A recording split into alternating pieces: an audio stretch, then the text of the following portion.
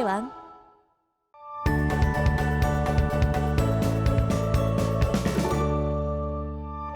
자, 이번 시간 배울 단어는 점선면입니다. 자, 우리 점선면에 관해서 배워볼 건데, 우리 도형의 기본 요소가 바로 점선면이에요.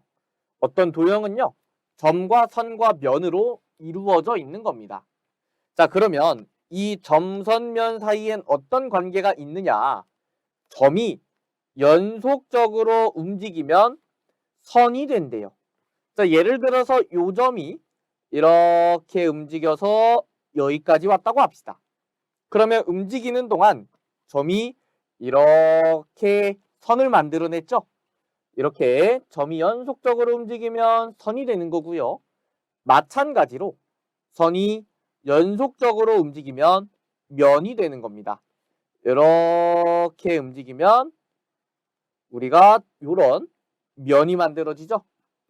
이렇게 선이 연속적으로 움직이면 면이 되는 거예요. 자, 그래서 선이라는 것은 무수히 많은 점으로 이루어져 있고 면이라는 것은 무수히 많은 선으로 이루어져 있습니다. 그렇다면 이 도형이라는 것은 어떻게 나뉘느냐? 평면 도형과 입체 도형으로 나뉘어요.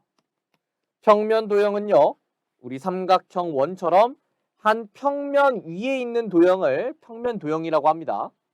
입체 도형은 직육면체, 원기둥, 구와 같이 한 평면 위에 있지 않은 도형을 입체 도형이라고 해요.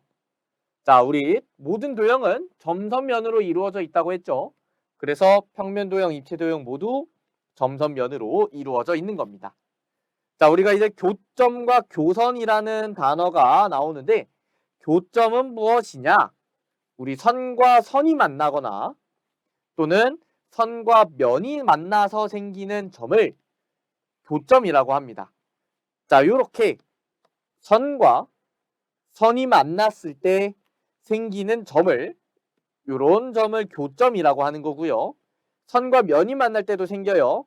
이렇게 면과 이렇게 선이 만나면 점이 생기죠.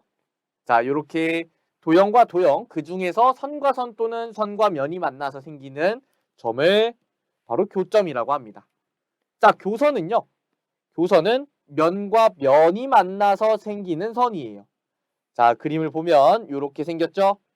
이렇게 생긴 면과 이렇게 생긴 면이 만나면 요런 교선이 생기는 겁니다.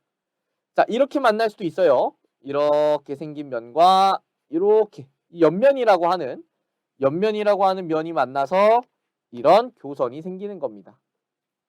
자, 우리 평면과 평면의 교선은 직선이라고 나와 있죠? 자, 이거 곡선이 아닙니다. 평면과 평면이 만나서 생기는 교선은 직선이에요. 자, 여기까지 됐을까요? 넘어가 볼게요. 자, 개념 이제 볼 건데, 정육면체에서 교점 개수와 교선의 개수를 찾으라고 했어요.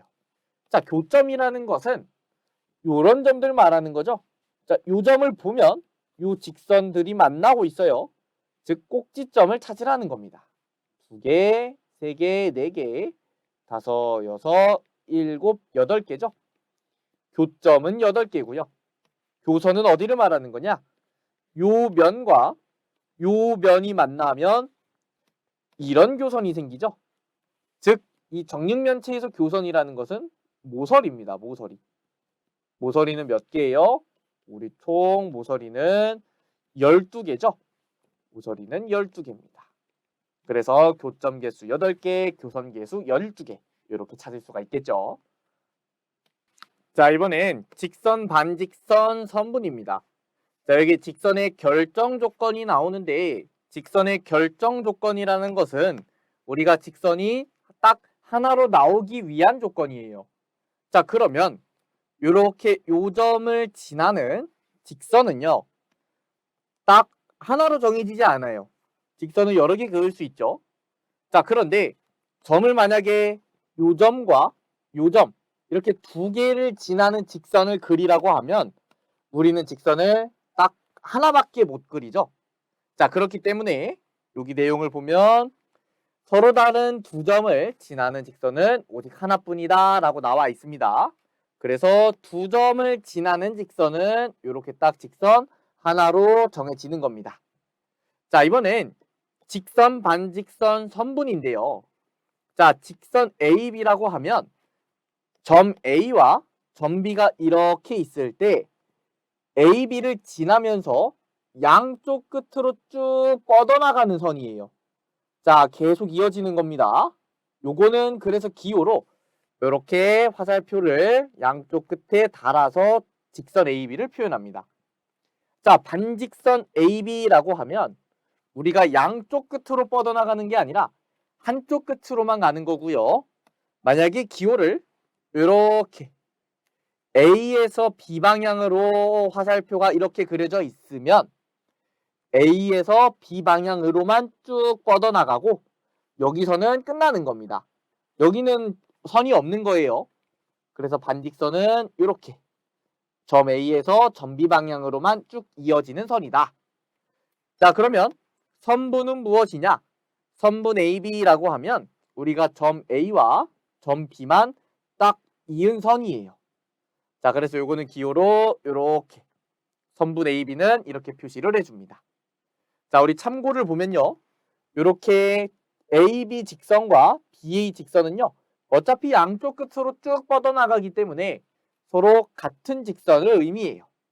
자, 그런데 이렇게 반직선 AB와 반직선 BA는 우리가 뻗어나가는 방향이 다르기 때문에 여기에 써있는 요 AB 반직선은 아까 그린 요 반직선을 의미한다면 여기에 있는 이 BA 반직선은 B에서 출발해서 일로 쭉 가는 반직선을 의미하기 때문에 서로 다른 반직선을 나타내는 겁니다.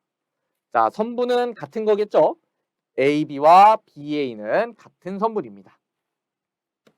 자, 그러면 개념 예제 한번 볼 건데 그림과 같이 직선 L 위에 점 A, B, C, D가 있을 때 서로 같은 것끼리 짝지으라 그랬어요. 자, 그러면 지금 여기에 직선 AB가 나와 있는데 직선 AB는 양쪽 끝으로 쭉 뻗어나가는 거죠. 그러면 얘는 뭐와 같냐? 요 직선 CD와 같은 겁니다. 어차피 AB도 2위에 있고 CD도 2위에 있으니까 이거를 기준으로 양쪽 끝으로 쭉 뻗어나가는 것은 같은 걸 의미하죠. 그래서 AB 직선과 CD 직선은 같은 거를 의미해요. 자, 이번엔 요 AC와 같은 걸 한번 찾아볼게요. 자, 요거는 제가 빨간색으로 한번 표시를 해보겠습니다. 선분 AC는요. 요만큼만 딱 의미하죠. 그럼 얘는 뭐와 같냐? 바로 CA와 같겠죠. 그래서 선분 AC, 선분 CA 요거는 같은 겁니다. 자, 이번엔 여기에 있는 반직선 BC를 표시를 하면 요렇게 생긴 반직선이고 여기에 있는 반직선 DB를 표시하면요. 요렇게 생긴 거겠죠. D에서 B 방향으로 쭉 뻗어가는. 자, 우리 그림이 좀 겹쳐 있으니까 제가 기존에 있던 건 좀 지우겠습니다. 자, DB를 다시 그리면 이렇게 생긴 겁니다. 이렇게. 자, DA를 그리면요. DA를 제가 빨간색으로 그릴 건데 여기서부터 여기 방향으로 쭉 가는 거니까 이렇게 생긴 거죠. 그럼 누구랑 누구랑 겹치죠? 바로 요 BC가 아닌 반직선 DB와 반직선 DA가 같은 반직선입니다. 따라서 이렇게까지 묶어주면 되겠네요. 자, 됐을까요? 넘어가 볼게요. 자, 이번엔 두 점 사이의 거리인데요. 우리가 두 점 A와 B 사이의 거리라고 하면 두 점 A, B를 잇는 무수히 많은 선 중에서 자, 요 점과 요 점을 잇는 선은 엄청 많아요. 이렇게 생긴 선이 있을 수도 있고요. 이렇게 생긴 선이 있을 수도 있고 무수히 많은데 거리라고 하면 가장 짧은 선인 선분 AB의 길이입니다. 자, 요 길이가 바로 점 A와 점 B 사이의 거리를 의미해요. 자, 그러면 선분 AB의 길이가 2cm면 우리는 이렇게 나타낼 수 있을 거고요. 우리 선분 AB와 선분 CD 길이가 같다면 기호로는 이렇게 나타낼 수가 있습니다. 자, 선분 AB의 중점이라고 하는 건요. 우리 중점은 가운데 있는 점이에요. 가운데에 있는 점. 가운데에 있는 점. 그래서 선분 AB에서 딱 가운데는 여기쯤이라면 A에서의 거리와 B에서의 거리가 같기 때문에 점 A부터 점 M까지의 거리와 점 B에서부터 점 M까지의 거리가 같기 때문에 기호로는 이렇게 선분 AM과 BM이 같다라고 표현을 할 수가 있고요. 이 위치가 중점이라는 거 알겠죠? 자, 그러면 요 M이라는 점에 의해서 요 길이와 요 길이가 같으니까 우리 AM은 MB 그리고 요거는 선분 AB의 2분의 1배이다. 절반이다. 이렇게까지 식을 쓸 수가 있습니다. 자, 그럼 우리 3등분점이라는 건 뭐겠어요? 3등분하는 점입니다. 선분 AB를 3등분하는 점이라 그러면 이렇게 되니까 요 길이가 같아서 요 점과 요 점이 3등분하는 점이 되겠네요. 자, 그러면 AM은 MN은 MB일 거고요. 요거는 선분 AB 길이의 3분의 1이 되겠죠. 자, 그리고 AN은요. 여기서부터 여기까지는 3등분한 거 중에 두 조각이니까 우리는 전체의 3분의 2라고 쓸 수가 있습니다. 당연히 MB도 똑같이 쓸 수가 있겠죠. 자, 됐을까요? 넘어가 볼게요. 자, 개념 예제인데요. 자, 다음을 구하라고 했어요. 하나씩 보겠습니다. 1번 두 점 A와 B 사이의 거리예요. 몇 cm예요? 7cm죠. 두 번째, 점 B와 점 C 사이의 거리래요. 그러면 선분 BC의 거리와 같은 거고요. 6cm죠. 자, 이번엔 점 B와 점 D 사이 거리니까 여기서부터 여기까지 거리는 바로 5cm네요. 자, 쉽죠? 넘어가 볼게요. 자, 첫 번째 필수 예제인데요. 5개의 점 A, B, C, D, E가 다음 그림과 같이 있을 때 이 중 두 점을 이어 만들 수 있는 서로 다른 직선의 개수를 구하래요. 그러면 우리가 요 점을 지나는 직선을 어떻게 구할 수 있냐? 요렇게 A를 지나는 점 A와 점 E를 동시에 지나는 직선 하나, 점 E와 점 B를 지나는 직선 하나, 이렇게 된 직선 하나, 점 E와 점 C를 지나는 직선 하나, 점 E와 점 D를 지나는 직선 하나. 이렇게 해서 일단 4개를 그릴 수가 있고요. 점 A와 점 B를 지나는 직선을 구하면 이렇게 된 직선을 그릴 수가 있죠. 그런데 요거는요. 점 A와 점 B를 골라도 이렇게 나오고 점 C와 점 D를 골라도 이렇게 나오고 뭐 A, B, C, D 중에 아무거나 2개를 골라도 요 직선이 나오는 겁니다. 그래서 우리가 이 중에 두 점을 이어서 만들 수 있는 직선은요. 이렇게 총 5개가 됩니다. 답은 5개예요. 자, 두 번째 필수 예제 볼 거고요. A, B와 BC의 중점이 각각 M과 N이래요. 그래서 요 길이랑 같을 거고요. 요 길이랑 요 BN의 길이랑 NC의 길이가 같을 거예요. 자, 그리고 AC가 지금 28cm인데 MN의 길이를 구하라고 했어요. 요 부분의 길이를 구하래요. 자, 그러면 요 MB의 길이를 제가 A라고 하고 BN의 길이를 B라고 하면 중점이라고 했으니까 요 길이도 A고요. 요 길이도 B겠죠? 그래서 2A 플러스 2B는 28cm인 거고요.